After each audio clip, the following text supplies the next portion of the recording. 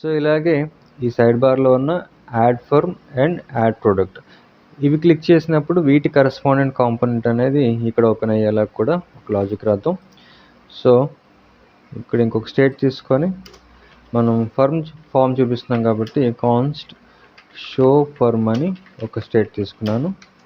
Show form set show form equal to use state ఇనిషియల్గా false. తర్వాత ఇదే ఒక ఫంక్షన్ని కాపీ పేస్ట్ చేస్తున్నాను కిందకి. ఇప్పుడు ఈ ఫంక్షన్కి పేరు మార్చి షో ఫర్మ్ హ్యాండ్లర్ అని ఒక పేరు పెట్టారు. ఇప్పుడు ఈ రెండు కూడా ఫాల్స్ అవుతాయి. So first set show register false and set show login కూడా ఫాల్సే. తర్వాత సెట్ షో ఫర్మ్ అనేది ఇక్కడ ట్రూ అవుతుంది. ఓకే, ఈ స్టేట్ షో ఫర్మ్. అండ్ ఇక్కడ మనం చూడండి సైడ్ బార్లో ఉన్న యాడ్ ఫర్మ్ ఈ బటన్ క్లిక్ చేస్తే, అంటే ఈ ఎలిమెంట్ క్లిక్ చేస్తే మనకి ఇక్కడ ఈ ఫర్మ్ కాంపోనెంట్ ఓపెన్ అవ్వాలి. కాబట్టి ఇక్కడ సైడ్ బార్లో అంటే ఈ సైడ్ బార్ కాంపోనెంట్ లోపల మనకి యాడ్ ఫర్మ్ అనే ఎలిమెంట్ ఉంది. కాబట్టి ఇక్కడ ఏం చేయాలి, ఇక్కడ ప్రాప్స్ తీసుకుందాం. ఇక్కడ నుంచి మనం ఈ ఫంక్షన్ని ప్రాప్స్ కింద సైడ్ బార్లోకి పాస్ చేయాలి. అంటే షో ఫర్మ్ హ్యాండ్లర్ ఈ ఫంక్షన్ని ప్రాప్స్ ద్వారా షో ఫర్మ్ హ్యాండ్లర్ ఈ ఫంక్షన్ని ప్రాప్స్ ద్వారా ఈ సైడ్ బార్ కాంపోనెంట్కి ఫార్వర్డ్ చేసాం. సో ఇప్పుడు ప్రాప్స్ రిసీవ్ చేసుకుంటుంది ఈ సైడ్ బార్ కాంపోనెంట్. దీన్ని రీస్ట్రక్చర్ చేసి షో ఫర్మ్ హ్యాండ్లర్ ఈ ఫంక్షన్ ఇక్కడ రిసీవ్ చేసుకుంది. ఇక్కడ ఇప్పుడు మనం ఒక ఈవెంట్ రాస్తాం, ఈ on click event. On click show form handler. So ఎప్పుడైతే ఈ ఫంక్షన్ని అంటే ఈ యాడ్ ఫర్మ్ దగ్గర మనం క్లిక్ చేసినప్పుడు ఈ ఫంక్షన్ కాల్ అవుతుంది. ఈ ఫంక్షన్ అనేది ఈ ల్యాండింగ్ పేజ్లో ఉన్న ఈ ఫంక్షన్ కాల్ అయినప్పుడు మనకి ఈ మనం ఏది చూపిద్దాం అనుకుంటున్నాం, యాడ్ ఫర్మ్ కాంపోనెంట్ కదా. ఇక్కడ యాడ్ ఫర్మ్ కాంపోనెంట్ ఇంకా మనం ఇంపోర్ట్ చేయలేదా, ప్రాబ్లం లేదు. సో షో ఫర్మ్ అనేది ట్రూ అయినప్పుడు n% తీసుకొని ఇక్కడ యాడ్ ఫర్మ్ ఈ కాంపోనెంట్ని ఇక్కడ కాల్ చేసి రెండర్ చేసాం. ఓకే, అండ్ ఇంకొక లాస్ట్ స్టెప్ ఫర్మ్ కాంపోనెంట్ చూపించడానికి ఇంకొక లాస్ట్ స్టెప్ ఉంది. అదేంటి అంటే ఓకే సేవ్ చేసి చూపిస్తాను, ఎందుకంటే ఈ రెండు కూడా మనం ఫాల్స్ చేయాలి, ఈ show login and show register. లేదు అంటే ఈ యాడ్ ఫర్మ్తో పాటు అవి కూడా కనిపిస్తాయి.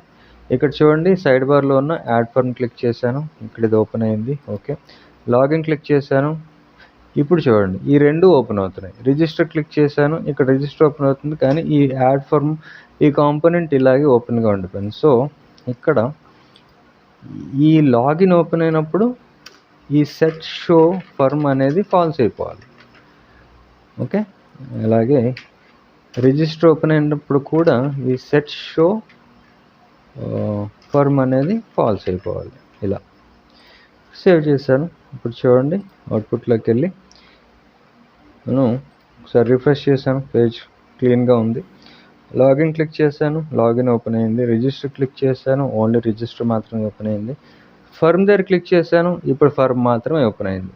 ఓకే, సో ఫర్మ్ కూడా సక్సెస్ఫుల్గా మనం కండిషనల్గా రెండర్ చేసాం, బాగానే ఉంది. ఇప్పుడు నెక్స్ట్ స్టెప్లో ఇక్కడ మనకి యాడ్ ప్రొడక్ట్, ఈ యాడ్ ప్రొడక్ట్ కాంపోనెంట్ ఉంది కదా, ఎక్కడుంది యాడ్ ప్రొడక్ట్. ఈ కాంపోనెంట్ని మనం ఇప్పుడు ఇక్కడ చూపిద్దాం. మళ్ళీ సేమ్ ప్రాసెస్ తొందరగా చేసేస్తాను. Const show product set show product is equal to use state false. ఈ ఫంక్షన్ కాపీ పేస్ట్ చేశాను, దీని పేరు మార్చాను, షో ప్రోడక్ట్ హ్యాండ్లర్. ఓకే, ఈ 3 కూడా ఫాల్స్ అవుతాయి కాబట్టి ఇక్కడ ఫాల్స్ రాశాను. అండ్ సెట్ షో ప్రోడక్ట్ని ట్రూ చేశారు. ఈ ఫంక్షన్ని ఈ సైడ్ బార్లో ఉన్న ఈ బటన్కి పాస్ చేయడానికి ఈ ఫంక్షన్ ఇక్కడి నుంచి కాపీ చేసి ఇక్కడ పేస్ట్ చేశాను. ప్రాప్స్ కింద పంపించడానికి ఈ ఫంక్షన్ని ప్రాప్స్లో పంపించారు. సేవ్ చేసి సైడ్ బార్లో ఈ ప్రాప్స్ని రిసీవ్ చేసుకున్నాను. రిసీవ్ చేసుకున్న తర్వాత ఈ ఫంక్షన్ని ఓకే, ప్రాబ్లం ఎర్రర్ ఎందుకు వచ్చింది?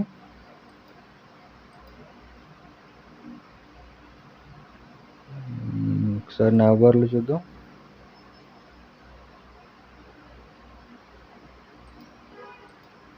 Show product handler, show form handler.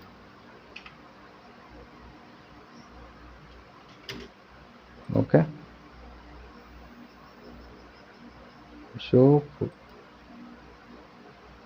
Show product handler is equal to show. Okay, ఇక్కడ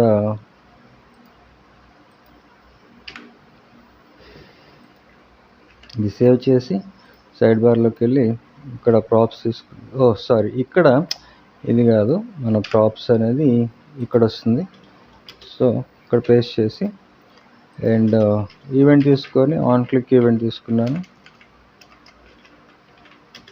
దీనికి ఫంక్షన్ని పాస్ చేశాను. ఓకే, సేవ్ చేసి ఎప్పుడైతే ఈ యాడ్ ప్రోడక్ట్ బటన్ క్లిక్ అవుతుందో అప్పుడు మనం చూపించేది ఏంటి? Add product component. సో ఇక్కడికి వచ్చి షో ప్రోడక్ట్ ట్రూ అయినప్పుడు యాడ్ ప్రోడక్ట్ కాంపోనెంట్ ఇలా రెండర్ అవుతుంది. సో ఈ రెండు కూడా తీసేసాను ఇక్కడ. ఇప్పుడు ఈ మిగతా వాటికి కూడా ఇవన్నీ ఒకేసారి సెలెక్ట్ చేసేసి ఆల్ట్ బటన్ ప్రెస్ చేశాను. ఇవన్నీ ఒకేసారి సెలెక్ట్ చేసి ఇప్పుడు సెట్ షో ప్రోడక్ట్ని ఈ మిగతా ఫంక్షన్స్లో ఫాల్స్ చేశారు. ఓకే, సో ఇప్పుడు మన ప్రాజెక్ట్లోకి వెళ్ళి ఒకసారి పేజ్ రిఫ్రెష్ చేశాను. యాడ్ ఫర్మ్ బాగానే ఉంది, యాడ్ ప్రోడక్ట్ ఇలా ఓపెన్ అయింది.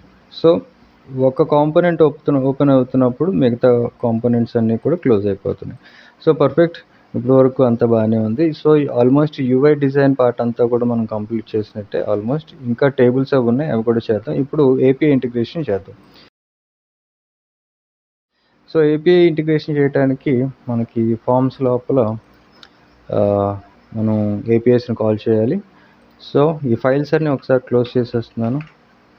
మన ప్రాజెక్ట్ ప్యానెల్ మినిమైజ్ చేసి మన సోర్స్ ఫోల్డర్లో ఉన్న వెండర్ డాష్బోర్డ్లో ఒక ఫైల్ క్రియేట్ చేస్తున్నాను. ఈ ఫైల్కి ఒక ఫోల్డర్ క్రియేట్ చేస్తాను. ఒక ఫోల్డర్ క్రియేట్ చేసి దీనికి యూటిలిటీస్ లేదంటే అర్థం అవటం కోసం హెల్పర్స్ అని ఒక పేరు పెట్టారు. ఈ హెల్పర్స్ ఫోల్డర్ లోపల ఏపీఐ పేరుతో ఏపీఐ పాత్ అని ఒక పేరు ఇచ్చి ఈ పేరు ఒక జావాస్క్రిప్ట్ ఫైల్ క్రియేట్ చేశాను, ఏపీఐ పాత్. ఇప్పుడు మనం ఆల్రెడీ నోడ్.js-లో ఏపీఐస్ అనేవి క్రియేట్ చేసాం కదా. ఇది నోడ్.js తాలూకా మనం క్రియేట్ చేసిన డాక్యుమెంటేషన్. వీటిలో మనకి ఏపీఐ రౌట్స్ ఉన్నాయి. ఓకే, ఈ ఏపీఐస్ కాల్ చేసి మన అప్లికేషన్లో ఇంటిగ్రేట్ చేద్దాం. సో దానికోసం కాన్స్ట్ API_path ఈ వేరియబుల్ తీసుకున్నాను. దీనికి http://localhost:4000 మన అప్లికేషన్ రన్ అవుతుంది కదా. ఇది మారుద్దాం. ఆల్రెడీ లైవ్లో మన అప్లికేషన్ ఉన్నప్పటికీ డేటా ఫెచ్చింగ్లో లైవ్ నుంచి మనకి ఏపీఐ కాల్ అయ్యేటప్పటికి టైం పడుతుంది, కొంచెం స్లో అవుతుంది. కాబట్టి లోకల్ హోస్ట్ నుంచి నేను కాల్ చేస్తున్నాను. సో ఇక్కడ లోకల్ హోస్ట్ 4000 ఇచ్చాను. సో ఇది మన API path taluka variable and ఇది మన ఏపీఐ పాత్ వాల్యూ. సో ఇది ఇప్పుడు సేవ్ చేశాను.